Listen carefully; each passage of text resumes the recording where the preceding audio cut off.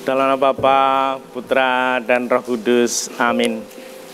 Ibu Bapak, saudari-saudaraku yang terkasih, salam bantul kasih, berkah dalam.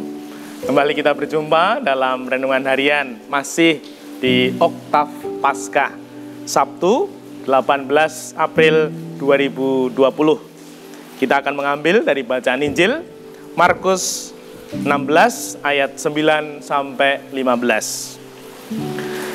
Setelah Yesus bangkit dari antara orang mati, pagi-pagi pada hari pertama minggu itu, ia mula-mula menampakkan dirinya kepada Maria Magdalena.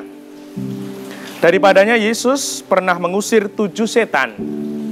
Lalu Maria Magdalena pergi memberitahukannya kepada mereka yang selalu mengiringi Yesus, dan yang ada pada waktu itu sedang berkabung dan menangis. Tetapi ketika mereka mendengar bahwa Yesus hidup dan telah dilihat olehnya, mereka tidak percaya. Sesudah itu Yesus menampakkan diri dalam rupa yang lain kepada 2 orang dari para murid, ketika keduanya dalam perjalanan keluar kota. Ketika mereka kembali dan memberitahukannya kepada teman-teman yang lain, kepada mereka pun teman-teman itu tidak percaya. Akhirnya, Yesus menampakkan diri kepada ke-11 orang itu ketika mereka sedang makan. Yesus mencela ketidakpercayaan dan kedegilan hati mereka. Oleh karena mereka tidak percaya kepada orang-orang yang telah melihat dia sesudah kebangkitannya. Lalu Yesus berkata kepada mereka, "Pergilah ke seluruh dunia, beritakanlah Injil kepada segala makhluk." Demikianlah Injil Tuhan. Terpujilah Kristus. Saudari-saudaraku yang terkasih, Yesus rodo mangkel. Dikatakan dalam Injil, Yesus mencela ketidakpercayaan dan kedegilan hati mereka. Maria Magdalena yang melihat Yesus dan juga 2 orang murid yang telah melihat Yesus memberitakan kepada ke-11 murid yang lain. Namun mereka tidak percaya. Saudari-saudaraku yang terkasih, namun apa yang terjadi?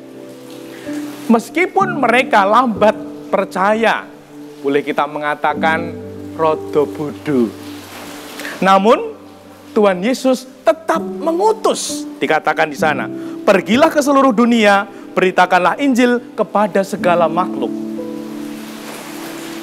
Mungkin saudari-saudara yang terkasih bisa mengingat ketika Bergoglio, atau yang sekarang kita sebut Paus Fransiskus, terpilih menjadi paus. Ketika terpilih, kata-kata pertama yang diucapkan apa? "Saya adalah Bergoglio, seorang pendosa yang dipilih Allah."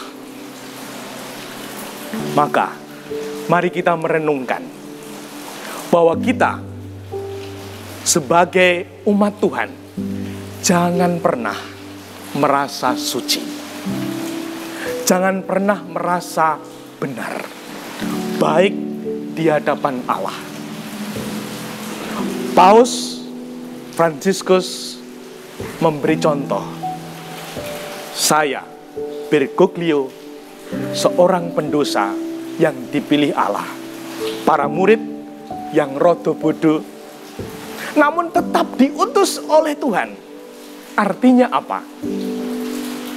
Tuhan mengutus kita bukan karena kita mampu,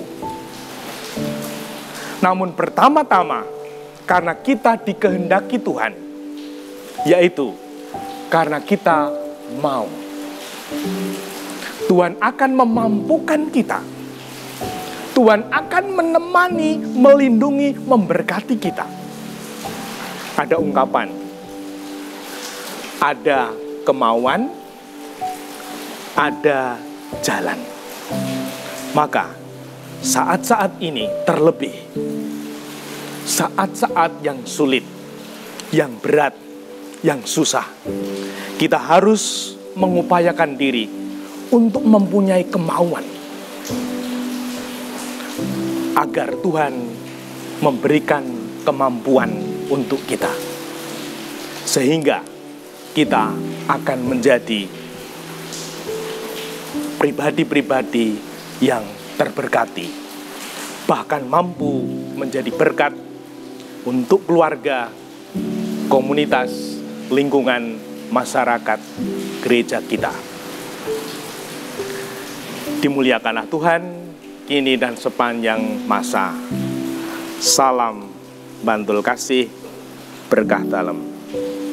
Dalam nama Bapa, Putra, dan Roh Kudus. Amin.